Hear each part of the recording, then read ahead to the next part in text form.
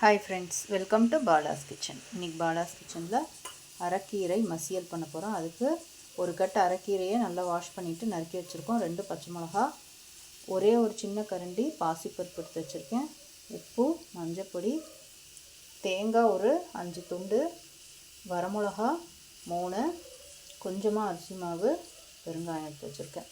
இந்த தேங்காய், வரமிளகா, அரிசி மாவு நம்ம பேஸ்ட்டாக அரைச்சி வச்சுக்கணும்.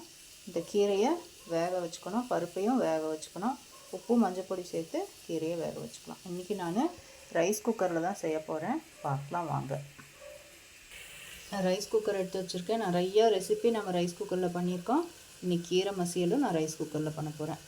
இப்போ நான் தண்ணி 1 டம்ளர் விட்டு நல்லா கொதிக்க வச்சுருக்கேன். இதில் நாம் நறுக்கி வச்சுருக்கிற கீரைகளை சேர்த்துடலாம். சேர்த்துட்டு ஒரு 5 நிமிஷம் இந்த கீரை நல்லா வேகட்டும். வெந்ததுக்கப்புறம் நம்ம பார்க்கலாம். நாங்கள் போட்ட கீரை பாருங்கள் நல்லா வெந்துட்டுருக்கு. நான் இதில் ஒரு சின்ன துண்டு புளி சொல்கிறதுக்கு மறந்துட்டேன். இதில் நம்ம சேர்த்துக்கலாம். கொஞ்சம் சப்புன்னு இல்லாமல் லைட்டாக புளிப்பாக இருக்கும். இதில் நமக்கு கீரை பாதி வெந்துருச்சு, அதனால் தேவையான உப்பு இப்போ சேர்த்துக்கலாம். ஏன்னா முதல் நமக்கு தெரியாது, அப்புறமா இப்போ சேர்த்துக்கலாம். அளவு இப்போ பார்த்தா தெரியுது வெந்த உடனே. இப்போ நம்ம இதில் மஞ்சப்பொடியும் சேர்த்து வேக வச்சுட்டு பார்க்கலாம். நம்ம கீரையை சேர்த்து 4 நிமிஷம் ஆச்சு. கீரை பாருங்கள் ஒரு 90% குக் ஆகிருக்கு. இன்னொரு 10% ஒரு நிமிஷம் இருந்தால் நல்லா குக் ஆகிடும். இந்த ஸ்டேஜில் நான் ஒரு 1/4 ஸ்பூன் சீரகமும் சேர்த்துக்கிறேன். இந்த சீரகம் கடைசியாக போட்டு நம்ம அதை மசித்தோம் அப்படின்னா நல்லா வாசனையாக இருக்கும். அதனால் கடைசியாக நான் சேர்க்குறேன். ஒரு நல்லா வேகட்டும், ஒரு நிமிஷம், ஒரு 2 நிமிஷம், அப்புறமா நம்ம அதை நல்லா மசிச்சுட்டு பார்க்கலாம்.